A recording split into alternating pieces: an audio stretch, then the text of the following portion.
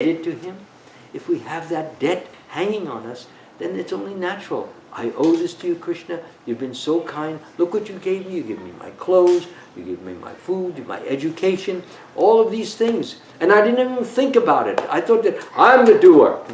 I'm the one who's making it happen. By my will. That's all it requires. Well, where do you get your will from? There are people sitting in mental hospitals right now who've lost their will. You know what goes through? I saw a film of this. What goes on when we dream, pictures and thoughts come through our mind dreaming, and it just goes automatically. You know, first you're seeing like a church steeple, next you're seeing maybe a staircase, another you're seeing some big ogre, another seeing a monster. It's like one image after another. It has no rhyme, no reason, no continuity or anything, but it's just one thing coming after another. When a person is mentally deranged, and they have this disease called schizophrenia and also paranoia, they have no will anymore. It's just one thought tumbling out after another. And sometimes you see them sitting like this for hours. And all they're seeing, the eyes are open, all they're seeing is this dreamlike situation going through their heads. To will means to determine, to resolve, to be on top of something, to make an effect upon something. They don't have that. So even to have will, you need the grace of God. We should not take it for granted. As I said, there are people who have committed so many sinful activities that Krishna, some people who actually were considered very brainy, people who were valedictorians in their classes, people who were top lawyers even, they lose their will. I just read about it just online very recently. Person was top Harvard grad, had high honors he had many certificates and so forth. And then one day he was picked up on the street. He was a homeless person. Became a homeless person. Just bedraggled, beard and this thing. And he went into the court. The judge who was there was his co-student. And the judge, when he heard his name, he said, that sounds like a familiar name. He says, yeah, we were classmates once. He says, we were? Yeah. Well, what happened to you? It's a long story. Anytime these things can happen. And this was a very... So what I'm trying to bring out is that everything that we got, if we don't treasure, if we don't cherish it, if we don't share it with others who may have some need, Krishna can remove it and cause us to be without it so that we can ultimately appreciate something that we had. Now you don't have no willpower. No willpower means no creative power. No creative power means who wants to hear about you. That's why people have jobs and because they do something creative. And that creativity becomes the beginning of thousands of other people's jobs. So somebody created an automobile. So you got hundreds of thousands of people working in factories because somebody created an automobile. Or somebody created a toothbrush. So you get thousands of... My point is this, is that take nothing for granted. Don't think you're the doer. Krishna can stop your heart at the moment. And he's doing it right now to somebody. He can make you blind in a second. Somebody's blind right this moment. He can lose your hearing in a second. Karma is the ruling force. But Krishna rules karma. So even if you're karmically set up to lose something, but you are highly devoted, as Krishna says, as they surrender unto me, I reward them accordingly. So he will reward you with what he feels you should have. If you're making a steadfast, genuine, sincere effort to want to please him, to want to serve him, to satisfy him, and to share your talents and abilities with others, he's going to protect you. He can wipe out that karma. You're supposed to be blind, or you're supposed to lose your hearing, or you're supposed to fall off a ladder. He can stop it. He can prevent it. He's all-powerful, all-knowing. He knows when it's supposed to happen. Karmically, you're supposed to fall off a ladder because you threw somebody off a ladder in your previous life and you never got punished for it. You never repented for it. But he sees you've made a change in your life. You're transformed. You're a different person. So let me treat him as he is as opposed to as he was. Let me ignore the past and attend to the present and help him or her rise in that position. Okay? So, therefore, although Krishna acts invisibly, let me miss a very important point. He acts invisibly, but not necessarily forever. If we become more and more Krishna conscious, eventually that which is invisible gradually becomes visible. For example, you're on a ship, okay, and the boat or the ship is coming, it's on the ocean, and it's gradually coming to land. As you come to land, you see the vague image of the buildings in the outer. You don't see any detail, but you see the buildings. You can hardly see any people, but you get closer, then the buildings become clearer. My point is, as you finally come to the dockside, you can see everything crystal clear. Whereas before, everything was vague and indistinct. Similarly, Krishna at the beginning is vague and indistinct, and you just have a mild sense of his presence. Sometimes he gives you a little bit jolt of ecstasy, and to let you know that he's really there. He does live in your heart. But as we become more and more advanced, it's more than a jolt. It's more than just something vague. But that which is vague becomes slowly distinctive, becomes clear, becomes visible. And as Srila Prabhupada mentions, he said, devotees said, do you see Krishna? He says, yes, I always see Krishna. He's always in the background, and when you're not there, he's right in the foreground. Because he's all I live for. So,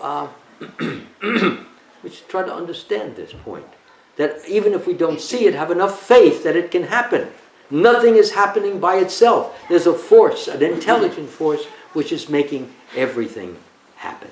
According to karmic reaction, and going above that, according to loving devotional service. Karmic reaction is for the materialists. For the devotee, we call it Krishna karma. Mercy, not justice, mercy. Justice is that you should get pounded night and day. That's justice. But Krishna pulls back on his justice because you're reading these books and you're doing such nice serving, distributing books. But why should I give him that justice? He's such a sweet person now. He's not that same person. So Krishna is there to give you so much love. Just all we have to do is just, even George Harrison says at the beginning of the Krishna book, I think, is all you have to do is just love Krishna. So then you see that big apple. That was his label, I think. Okay, so we have covered this. I want to talk a little bit about, if I may, are there any questions on these points that I have made so far? Questions, not something separate or something which is controversial going on in the movement, or you have you want to tell you about the Ritviks, or you want to, I don't know. Please, I only have 1 second to live. I don't want to think about that. Anything that I have confused you about Krishna, I'm willing to unconfuse you about Krishna. Yes, Manji.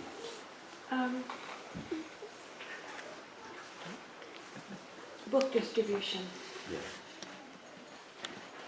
And I hope I can, I want you please to try to address something that I actually don't have the words to know specifically what it is I want you to address. Well, that's going to be easy for me. But, and I hope I'm making myself clear. Yeah. And I'm willing to be happy, I'm happy to be corrected.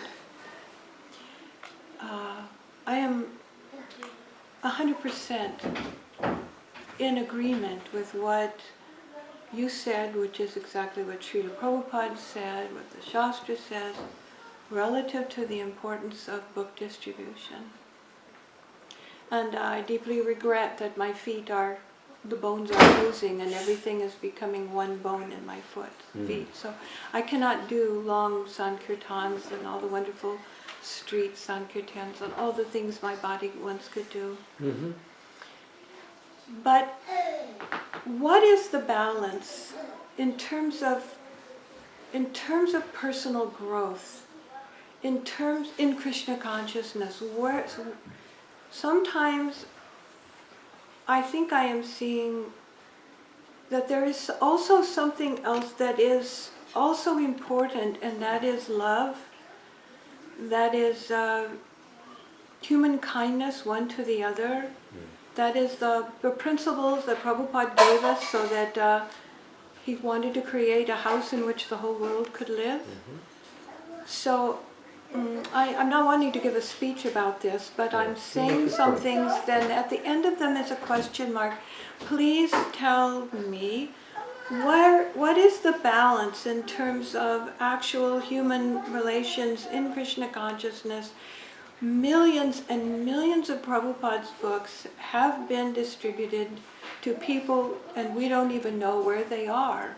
So there is millions of books have been distributed to people whose marriages have failed, devotees who have fallen away. So there is some other element that Prabhupada brought us that is not always spoken about as clearly as book distribution is. And what is that element? What is the other important thing in our lives that goes along with book distribution, that fills it out and makes it vibrant and makes it even effective, makes it full of Shakti? What is that other thing we need to keep in mind? That's really a nice point, a nice sort of a question. And actually I've been talking about that all last night, and I've been talking about it today.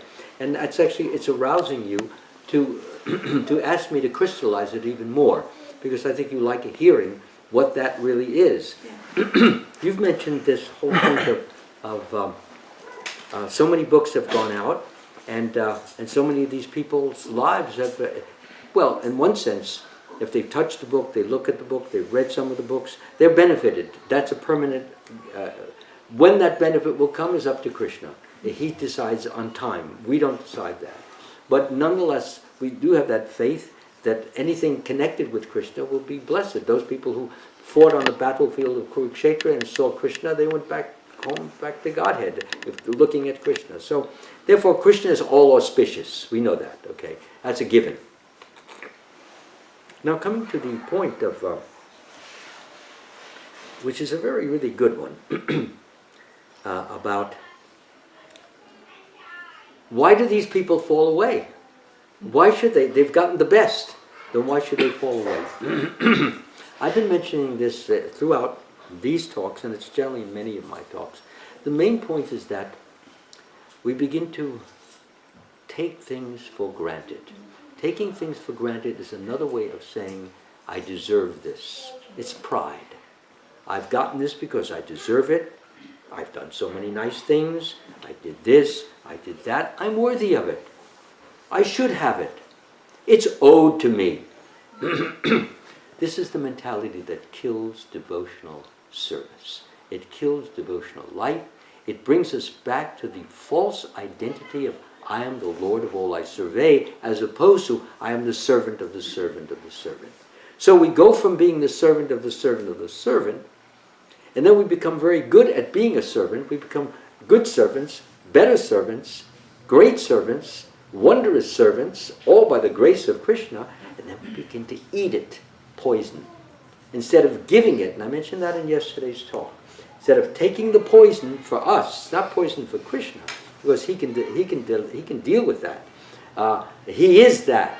So when people are praising us, honoring us, glorifying and so forth, instead of in our minds thinking, yes, yes, yes, yes, yes, yes, yes, more, more, more, more, more, more, more, please, please, please, give me, give me, give me, give me, give me. Instead of thinking like that, we have to be thinking of that, no, I'm just a worthless sinner, fallen, wretched, and Prabhupada has lifted me out of the mire and the muck and has cleaned me up a little bit, so let me credit Prabhupada. Why am I thinking that because I did this, Krishna gave me the power to do this, why am I taking the credit? Prabhupada told me what was wrong, what I had to do, I did it, so why am I taking all the, why am I internalizing, swallowing, and my head is getting bigger, although you don't see that. It's getting bigger and bigger. You know, you ever see the balloons that the kids go, this big, this big. So the ego is just, the false ego is just getting so big, and yet you're thinking you're humble. That's the real irony. You walk around and say, thank you, Prabhu. It's very nice of you. Why are you doing that? So the point is this, is that we need to stop swallowing, eating, digesting poison. Poison means that which makes the false ego glow and which takes away the natural expression of, you mentioned the word love. When you are in that mood, you want to receive love. You don't want to give love.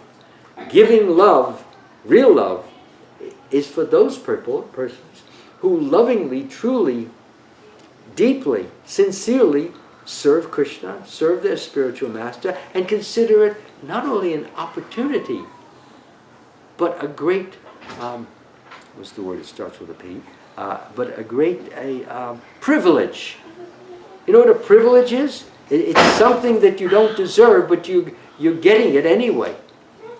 So if it's a privilege, means for example, you're allowed into to see a performance which persons of your ilk, whether maybe you don't have enough money, or maybe you don't wear the right clothes, or maybe you don't have this, you don't have that, but we let you in anyway because you have a nice smiling face or whatever. So this is a privilege. A privilege should not be taken for granted as being earned, as being owned, as being worthy. It's being granted by grace. And when you're living under grace, then you owe. And that's the problem. The books went out, and the praises came in, but we ate them. And if we ate them, we were poisoned by not by what's in the books. If we obeyed the books, we wouldn't be eating the poison. We would give it to Prabhupada, because when Prabhupada takes it, it's not poison. He deserves it. Therefore, it's pure nectar for him. And when we take it, and Prabhupada says, oh, so good, yum, yum, yum, yum, yum, like prasadam. Then you take it and you put it on Krishna's feet, and Krishna takes it, wow, yum, yum, yum, real good. Let me give this girl blessings. Well, then you keep growing, bigger, greater, like the lotus, it keeps opening up. When the sunshine comes out, and when the darkness comes, it closes. So when the darkness comes, the darkness of tamaguna, darkness of I am the Lord of all I survey comes. The darkness of I'm important, I'm valuable, I'm indispensable, you can't live without me, never you forget that. And when that comes, there goes your spirituality. We start out as beggars. We become kings. And then we believe we're kings instead of thinking we are still beggars. Bhakti Tirtha wrote that nice book, The Beggar, So instead of thinking we are the beggars, even though we're wearing this raiment, with the crown, and everybody's, he distributed 5 million books this year, like that, and you have a nice silk dhoti or whatever, and you're looking pukka, and so nicely shaven with a sika that's curling down, just hitting the bottom of your neck, everything just the way it is. Well, that's all external. Inwardly, like Ramananda Roy, he was a governor, but inwardly he was just a gopi. A helpless, hopeless gopi. All he wanted to do is just, sir, let me serve you, O Radharani, let me do anything. It gives me so much happiness. Servant of the servant of the servant of the servant. If we keep that mantra, remember I said this was it last night or today? I can leave track of the days, I'm sorry. But anyway, I am nothing except what you make me. Yes, I have nothing except Krishna, except what you give me. I know nothing except what you teach me. I do nothing except what you enable me. I want nothing except pure love of your lotus feet. And then I will have everything, and then some. For I will then be the servant of the servant of the servant of the Lord of the gopis, you. I want to always be in this position in my mind, not putting on a big show like, oh, I'm sure, like you go into the temple and you throw yourself in front of Prabhupada and you're going, I'm nothing, Prabhupada. I'm nothing. Forgive me, please. You're putting on a show. Some of these people putting on, you don't have to do that. Prabhupada, he knows already. But all the others don't know, and you want to make sure they know. So therefore, the big show finally is on, and then some of the new gullible people say, "Oh, what a devotee! He really loves God." I say, you are blind, really. You are blind, deaf, and dumb. You don't know what's going on. I really feel sorry for these kids. Some of these kids, they don't know what's going on. Some of the classes, you know, they say, "Oh, wow, this is powerful. This is great stuff." You don't know where this guy or this gal is coming from. You don't see it because you're too blind. You're like them. And when that covering disappears from you, you will sit back and say, "Wow, that I really respect and honor and glorify that." So again, I've taken a little time to get into this, but take the dust of your feet. huh? Thank you so much. But yeah, so the main point is this, and this is something, it's so important for our spiritual life. The more we give away the poison, the faster you make advancement. And that's what happened to the gurus. That's why they fell down. That's why the GBC people left ISKCON. No taste. And when you feel you're the Lord, or you want to be that Lord, you want to be the big lawyer that you ever wanted to be, you want to be the big movie star that you always wanted to be, well, as long as you have that desire, you want to be Krishna's competitor. And if you want to be Krishna's competitor, then you start to give up the principles that enabled you to be a devotee. And when you give up those principles, I've just read a letter of some particular devotee. He was once a guru, and some of the language he was using to another language, it was written down, and I could believe it. Horrible language, worse curse words. This is a devotee who's doing some very, very prestigious work right now. But no devotee, external, internal, nothing. And thinking he's very great because he's working on some project where people are going to honor it and glorify it and pay millions of dollars to see it, etc., etc. It's not what they think, the outsiders think. Even Prabhupada would often say that. Not what the outside, it's what Krishna thinks. So if the whole world hates you, who cares? Am I doing what Krishna wants me to do? Then that's the only thing. But quite often Krishna gets the world to love you also. I mean, look at Radhanath Maharaj. Everybody loves him, you know. Nobody ever says, he was just up over at the temple and he gave such a beautiful talk. And then he ended it with he plays the harmonium very nicely. And so he played the harmonium, and the whole temple just got up and they were all just chanting and dancing and so forth. This was at the end of his lecture. If I do that, because unless I'm a New Dwarkaite, you know, you can't be a prophet in your own temple. So if I get up and I go 1 minute over, Swami, you're over a minute. Everybody has to get prasadam now. This other things have to go on. I got a letter just recently. Somebody told me, you know, I love your classes, I love you this, I love you that. It goes on and on. But, big capital B, you know. But with others, you always end your classes too late. You're supposed to end at 8:15, you go to 8:30, 8:35. Well, that's nothing. You should go, when I go outside of New Dwarka, I do 2-hour classes. So problem is I'm spoiled. Better get rid of me. And then let me come here as a guest. Nobody said anything about Radhanath giving a 2-hour class. Give me Raj Maharaj. He gives a 2-hour class. I get up there and I give 17 minutes and they real letter. So I'm scheduled. Wait till you see me this coming Friday. I'm scheduled to give the Ram Navami class. I'm starting out by saying, for those of you who don't like me going over 6:30, take a deep breath because you're in big luck tonight. I'm ending at 6:30.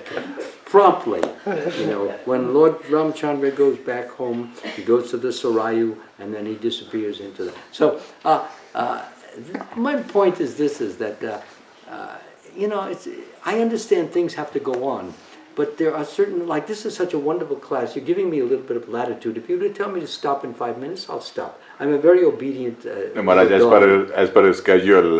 Yeah, well, we still... What do I have to stop at 12? Yeah. Yeah, well, I think I have I have 5 minutes. Yeah. Okay, thanks for reminding me. Perfect timing. Unless you want to miss your flight, man. No, I talked enough. But that was a great question. It really got me going, and it's really the cause of the downfall of ISKCON, where it falls down. But it's also, there are many devotees who stuck and they stayed and they have faith in Prabhupada and they don't want to hurt Prabhupada in any way. They want to see this movement grow and go. They don't want to get involved with the schisms and the splits and the this and that, and they just stick to doing their service, and wherever service is needed, they give what they can according to their abilities. As you were mentioning, some people, their ankles are having swollen. I myself had my legs were swollen like this. I don't know what happened, but sometimes you can't do. I'm okay now, but sometimes you can't do the way you did when you were younger. So you just do the best you can. That's all. And don't always be living up to something. Just do the best you can. And just say to Krishna, this is the best I can give you. And I wish you could heal me so that I can give you more and better. But you're not doing that. So obviously you want me to feel a little pain, to be more compassionate, sensitive, caring about other people's pains. Fine, I accept it. Just let me live in that and not complain about it. And then you have that. Krishna can heal you very quickly, because that's the test. When you don't even care anymore about what he gives you.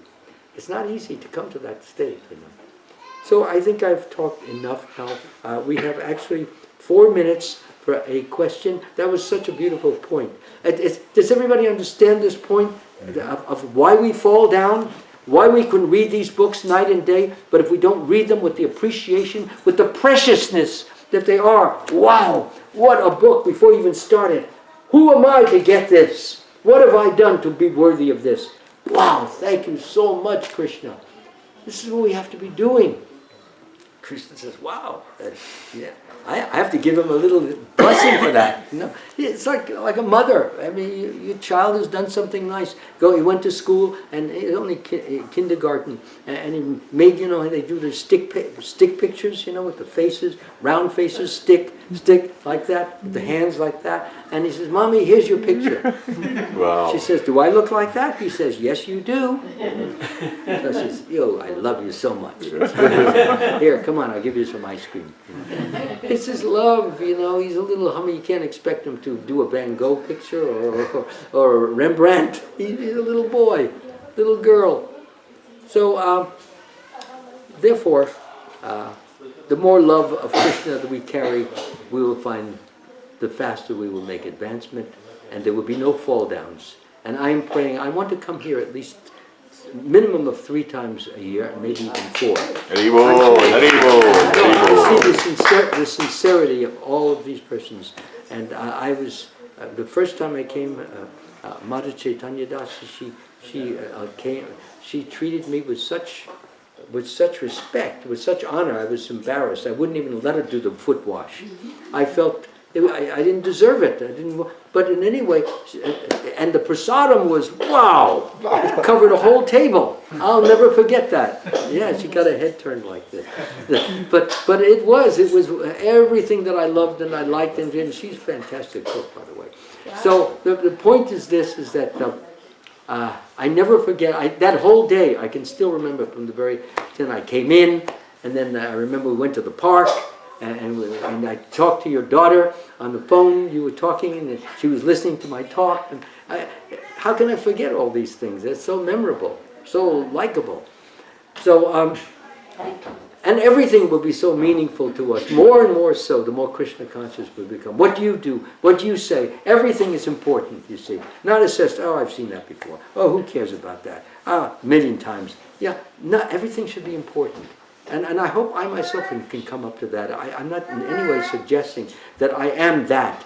But I'm saying these so that I will come to a higher level of, and we'll all come to a higher level. So I want to come here because you're all inspiring me to try to do better and to share with what I know so that you will help me to do better.